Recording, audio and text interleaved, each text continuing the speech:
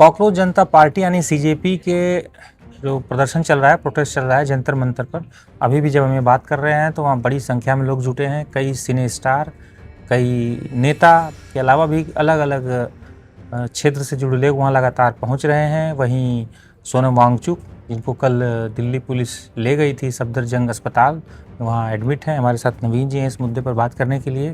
तो अभी क्या खबर है सोनम वांगचुक को लेकर नवीन जी? सोनम वांगचुक से मिलने उनकी पत्नी गई थी सफदरजंग अस्पताल, और जहां से उन्होंने एक संदेश भेजा था कि जो कल है प्रोटेस्ट जो है मार्च निकाली जाए संसद भवन तक जो है जंतर मंतर से। तो एक बात जो वहाँ से लेके आई, उनकी पत्नी को वहाँ कैमरा ले जाने की अनुमति नहीं दी थी, और पत्नी ने बड़े मतलब तीखे स्वर में इसका विरोध किया कि भाई मुझे एक तो उनकी मेडिकल रिपोर्ट्स मिलनी चाहिए, और इसको लेकर उन्होंने याचिका भी दायर की थी दिल्ली हाई कोर्ट में।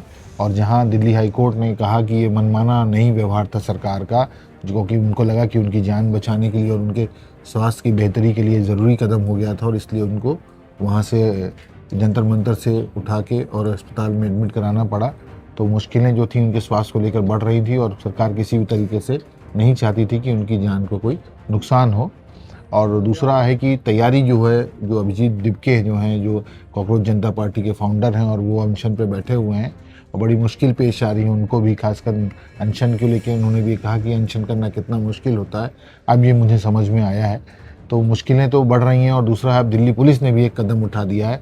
उन्होंने धारा 163 जो है भारतीय दंड संहिता के अंतर्गत, जिसको हम पहले धारा 144 के नाम से जानते थे। कल तो इन्होंने मार्च की तैयारी की है जंतर मंतर से संसद तक। हाँ नहीं, लेकिन धारा 144 लगाने का जो हम कहेंगे, अगर उस शब्दों में कहें पुरानी भाषा में, तो धारा 144 जो है वो 163 के रूप में जो है वो लागू हो चुकी है, और ऐसे में परमिशन नहीं है, और ट्रैफिक एडवाइजरी जो है पुलिस कार्यालय की ओर से जो है जारी कर दी गई है। तो मुश्किलें हैं कि कल प्रोटेस्ट होगा, किस स्वरूप में होगा, कैसा होगा, ये स्थिति अभी क्लियर है क्यों नहीं है, क्योंकि पुलिस को से इस तरीके इस प्रदर्शन के लिए ना तो परमिशन मांगी गई है, ना उन्होंने कोई परमिशन दी। मैंने देखा कि अभी उसमें प्रकाश राज पहुंचे थे, शबाना आजमी पहुंची थी, एक पूनम पांडे अभिनेत्री हैं वो पहुंची थी। इसके अलावा भी टीएमसी के सांसद पहुंचे थे, मनीष सिसोदिया पहुंचे थे। तो लोगों ने मतलब कि प्रदर्शन के लिए तो क्या है ये, अचानक से कल प्रदर्शन है, पहले भी पहुंच रहे थे, लेकिन पिछले 3-4 दिनों से नेताओं के आने जाने का सिलसिला तेज हुआ है। और आज तो है मतलब कह सकते हैं कि कत्ल की रात जैसे कहावत है।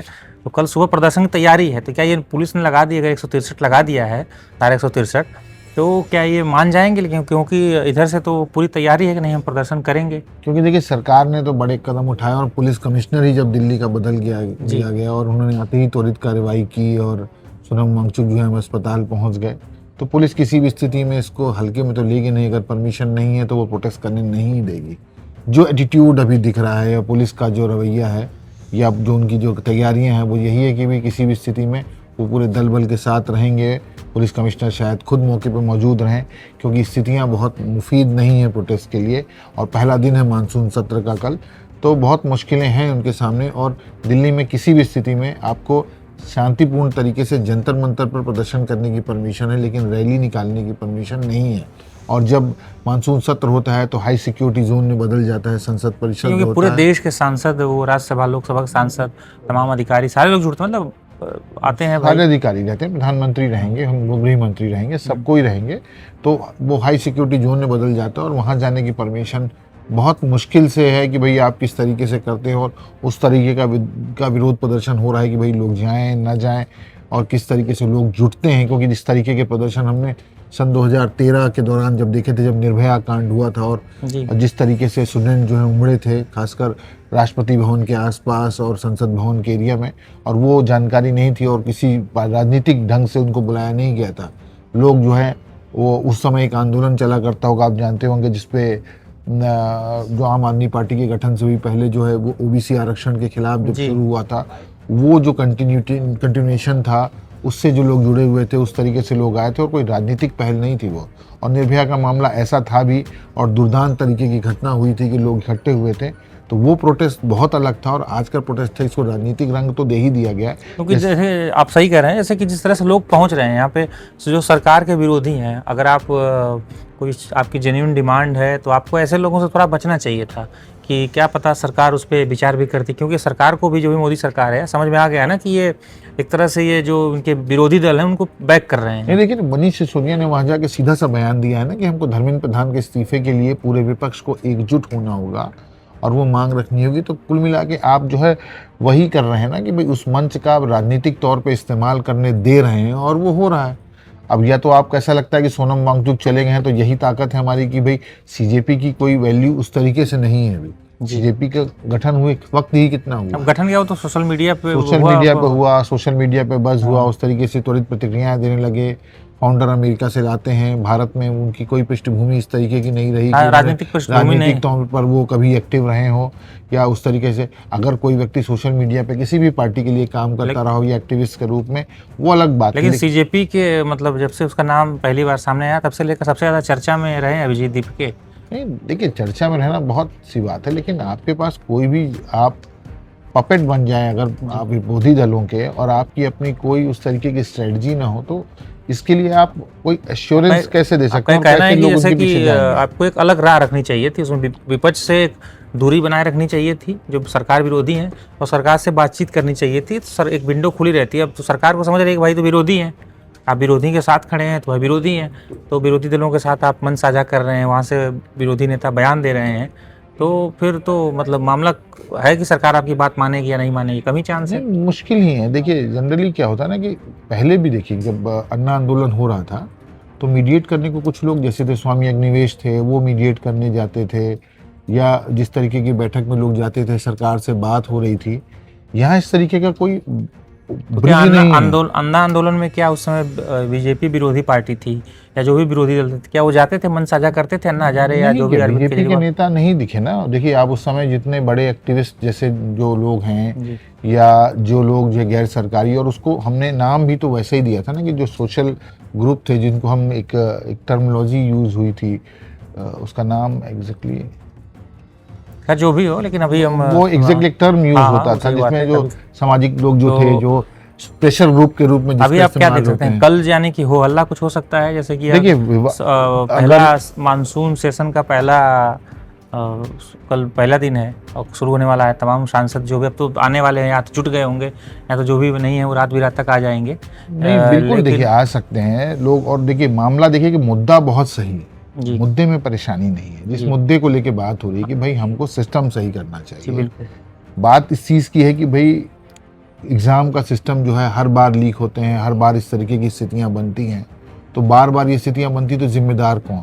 अगर सरकार ने मुस्तैदी दिखाई तो फिर चीज़ें बेहतर हुई जी, तो हर बार ऐसा इसी मुस्तैदी क्यों नहीं, क्यों उसको मतलब गंभीरता से नहीं लिया जाता? एक बार पेपर लीक हो गया, फिर आपने मुस्तैदी दिखाई, फिर ठीक हुआ, तो आपको पहले ही वो मुस्तैदी दिखाना चाहिए ना कि भाई ये गंभीर मसला है, इसको गंभीर मसला ही रखा जाए ना, उसको इस तरीके से सामान्य स्थितियों में ना लेने की आपने। मांग का तो कोई नहीं कर, मांग तो भाई सभी कह रहे हैं, अधिकांश लोग कह रहे हैं, अधिकांश लोगों का ये मानना है कि मांग तो जायज़ है भाई। एक शिक्षा मंत्री जो है उनकी जिम्मेदारी है पेपर लीक ना हो, छात्रों के भविष्य से खिलवाड़ ना हो, उनके भविष्य को जो ध्यान में रखकर चीज़ें मतलब कदम उठाए जाने चाहिए। लेकिन अब उसमें ये किसी विपक्ष के ट्रैप में फंस गए हैं ये लोग। यही मुश्किल है। देखिए विपक्ष के ट्रैप में फंसने वाली बात है। और दूसरा कि बातचीत होना चाहिए ना, संवाद नहीं होगा तो कहते हैं, कहावत है कि भाई कि बातचीत से ही हर बात का परेशानी का हल निकलता है, तो बात करने से ही बात बनती है। तो यहाँ बात तो हो नहीं रही है, यहाँ तो सिर्फ है कि धर्मेंद्र प्रधान का इस्तीफा हो।